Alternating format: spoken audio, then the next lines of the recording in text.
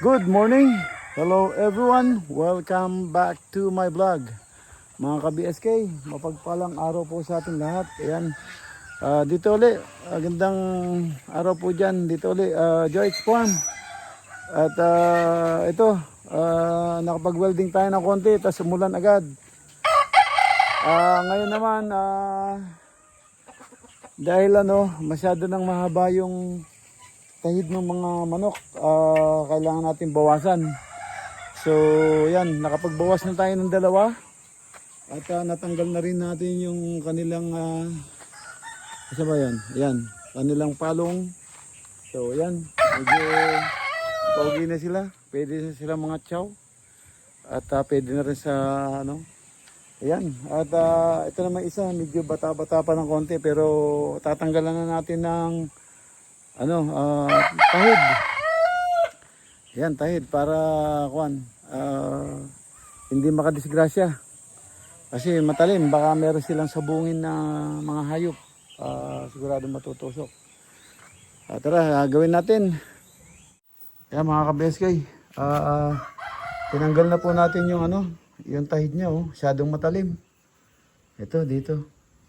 Yan. Tinanggal na po namin. So wala na. Hindi na makaka-aksidente ng mga hayop. Ayan. Yung isa sa isang manok, napakalaki, ang haba. Pakita ko sa inyo. Ito, ang haba. Laki. Ito, tinanggal na natin para hindi na makadisgrasya. Okay na, hindi naman dumugo. Saglit lang. Ayan. Ayan mga ka-BSK. Last one. Pang-apat ito. Natatanggalan namin. Ito, para hindi makadisgrasya. Pasok ka dyan, pasok ka dyan. Yan.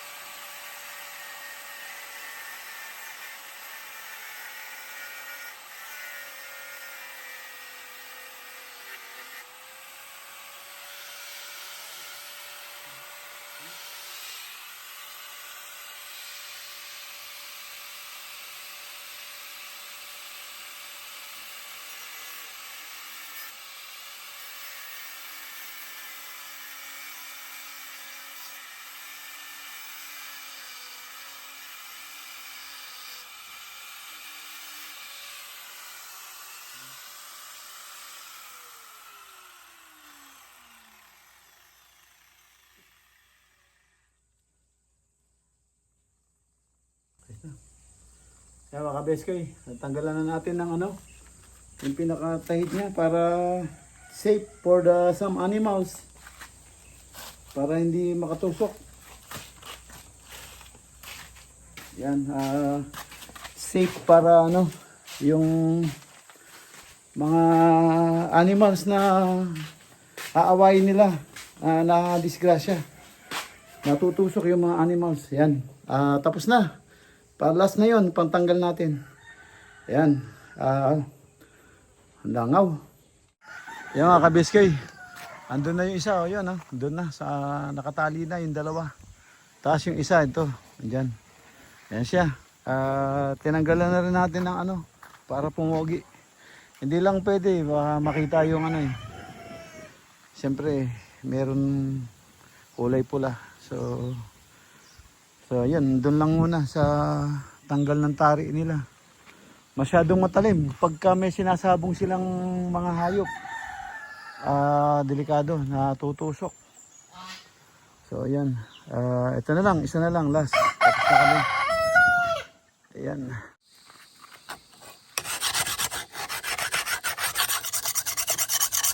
Yung mga kabesay, tanggalan ko lang ng lawang, yung itak, para lumitaw yung pagka niya, pagka itak ni lapu-lapu.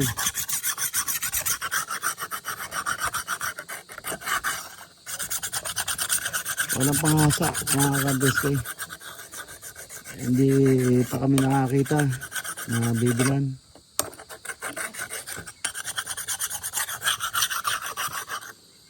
Yan, medyo yan, pumuputi na siya. Wala na yung kalawang.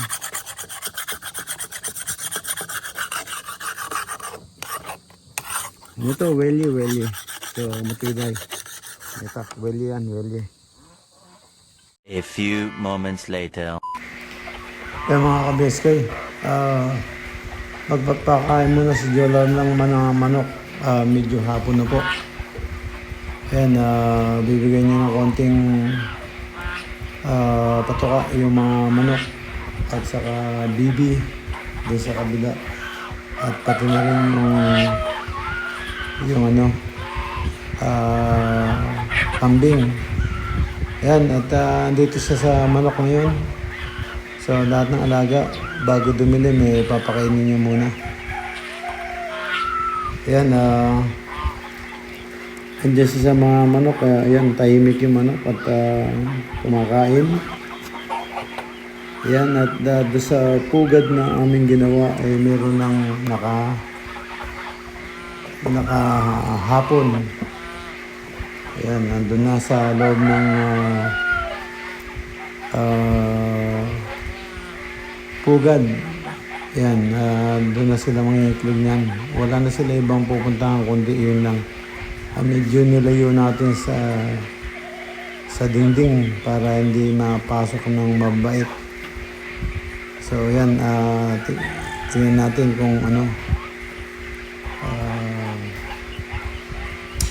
maiwasan yung daga yung mabait makapanik doon sa pugad. So tingnan natin kung effective. Nilayo natin, tinayuan na ng sariling poste.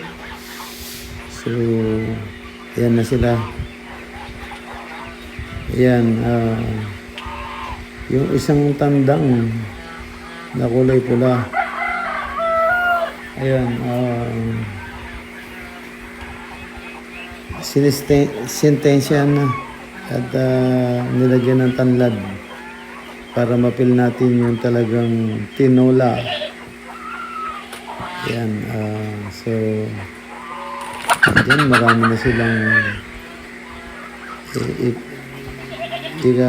pugad. So tapos yung isang pugad sa uli meron ng itlog.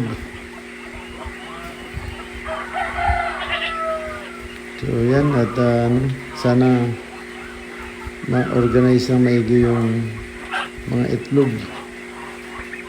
Ayan, para mas maganda. Ayan mga beskay, sa kabila naman tayo sa mga bibi, gansa, tabo, paganda. Ayan, yung mga gansa, yung isa nabawasan. Bigla na lang tumirik yung isa. Hindi natin alam ano nangyari. So yan, dyan sila ngayon, yan, papakainin na sila. So, yan, gutom na gutom. So, yan si Jolar at binigay na niya yung mga pagkain. Ayan, para kasi na, medyo dumidilim na rin. Lalakad pa kami.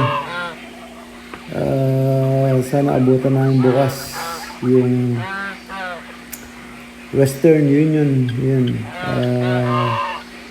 Para makakuha tayo ng budget. Tapos bili tayo ng gamit. So yan, kasi hirap gumawa ng walang gamit. Yung mga gamit ko hinahanap, wala na lahat. Ginawang souvenir. Yan, meron tayo na ligaw na bingala. Yan, at may mga pabo rin tayo, mga siyo na pabo. Ayan, gansang. Ayan. Dumadami na sila, mga ka-BSK. So yan, si Jola nagpapakain pa rin. At dito lang tayo. Maya-maya alis na kami. After na mapakain yan. Pati yung kambing. Yan, sana abutan namin na bukas yung magpo 4 o'clock na, almost. Kailangan makaalis kami ng 4 o'clock para yun, abutan namin bukas yung Western. Ayan, at dito naman tayo sa ngayon sa kambing. Yan, tapos na tayo doon sa Bibi, yan na si Jolar. At nag-ayos na ng pagkain ng mga kambing. Yan po, at pellets sa walang hintong ulan. So pellets muna yung ating mga kambing. Sana makadaan kung saan kami bibili ng corn silage para meron silang panghimagas. And siguro medyo maghahanap tayo sa Pampanga. Marami doon. Nasa San Fernando tayo sa Friday. So yan. Sana makakita tayo ng yun sa bilihan. So i-google na lang namin. Ayan mga ka-BSK. So pagkatapos nitong pakainin itong mga kambing, babatsi na kami. So yan, binibigay niya ng chibog yung mga ating kambing. Hindi sila makalabas ngayon dahil umuulan. So noon umaraw, pagising ko nakasoga na sa damo. Kaya andas hindi basa yung damo. So yan, bago umulan at makapasok na sila sa kanilang bahay. Yan ka-BSK, totally hindi talaga malabas yung mga kambing kasi malakas yung ulan. Kaya walang tigil. Hinto mga 5 to 10 minutes ay babante na naman. Uulan na naman na malakas. So yan mga BSK, at tahimik yung mga kambing dahil ayan, hindi sila tumatakbo, gumagapang para kumain. Andyan na, bibigay na yung kanilang pagkain dahil nga sa maselan sila masyado lalo na pag nababasa sila ng ulan. So yan mga ka-BSK, at malapit-lapit na matapos tong ating mga kambing. Sabay painom at sibat na kami.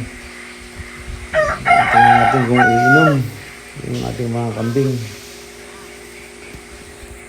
Yan, yung barako hindi namin naalisan ng tali. Yan, tinali ko siya. So kaya andun siya lagi sa bahay. Dahil kung hindi siya ang gagawa ng paraan para makalabas sila lahat. Ayan, kaya tinali namin, hindi namin naalis yung tali. Yan, babatsi na kami. Mga ka-BSK, ito,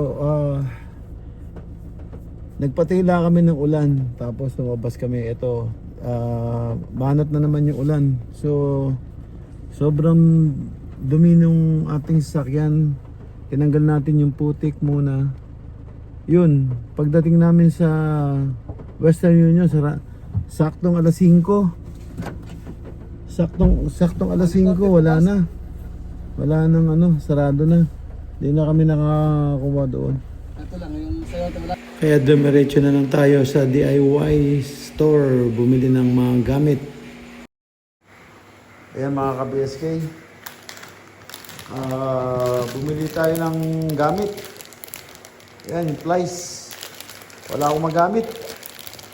Ayan, ito hindi souvenir. Hindi souvenir o remembrance. So kung may magtatrabaho ngayon dito, hindi niya na pwedeng gamitin to. Naiuwi. Ayan, bumili na rin ako ng screwdriver. Saka ito. Saka bumili na rin ako ng metro. Yung kabibili kong metro, tinangay agad nung Jay, wala namang ibang kukuha nun eh. Ikaw yun, Jay. O tres, pati yung labi. Yung labi na andito, gagawin ni Jolar yung sasakyan eh. Andun lang sa kwan eh, tinangay mo rin. Wala namang ibang gumawa rito, ikaw lang eh. Sige, mag-comment ka kung gusto mong mag-comment. Mamaya ka. Eto, bumili rin ako eskwala oh. Pang ilang eskwala na to. Wala na makakahiram nito. Hindi na pwedeng i-souvenir to. Yan, eskwala sa Kalibil kasama. So, yan. Bumili na ako ng mga gagamit. Ako nahirapan. Ang dami kong gamit. Naiuwi lahat. Ang nakakalimutan ko, yung martilyo. Ang martilyo ko 3. Walang natira kahit isa. Yung previous, yung binili kong isa. Tapos yung previous. Tapos bumili uli. Wala natira. So ngayon, pag may gagawa dito, wala nang makakagamit ng gamit ko. Ginagawang souvenir eh. Yan, mga ka-BSK. Nag-ano lang. Kasi obvious na eh. Super obvious na. Isipin mo, gagamitin na yung gamit mo, mga ngasira na. Ha? Pag hindi nasira, iuuwi. Ibang klase. Diba? Dalang-dala na ako. Hindi, super bait mo sa kanila, pero inaabuso. Yan. Isipin mo, nagkabit ng mga gamit dito, no? Dito sila natutulog, sila gumagamit. Hindi ko pa nakikita yung kinabit nila, sira na. Katulad ng gripo na yon. Yung gripo na yan, kinabit. Walang yan. Ngayon, yung pihitan, sira na. Sila lang nang gumamit niyan. Di ba? Yan ang sinasabi ko. Bago kong pinakabit, hindi ko pa nakita, nasira na nila, sila nagkabit, sila rin nakasira. Tapos hindi pa ginawa. Hindi pa sinabi sa akin. Ngayon, sira ang pihitan. Kaya mga ka-BSK,